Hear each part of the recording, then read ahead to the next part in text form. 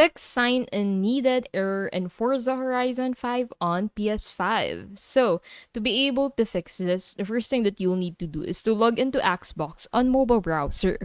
Open Chrome or Safari on your phone, go to Xbox website, sign in with your Microsoft or Xbox account.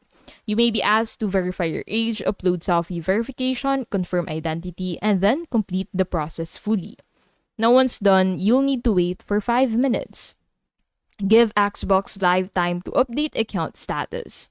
Now relaunch Forza on PS5.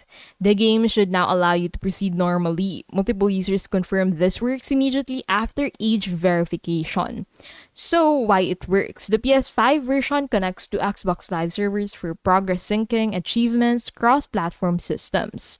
If Xbox flags your account as needing verification, Forza blocks login even though your PlayStation system is fine. Once you verify your account on Microsoft's side, the block disappears. And that is the fix sign-in needed error in Forza Horizon 5 on PS5.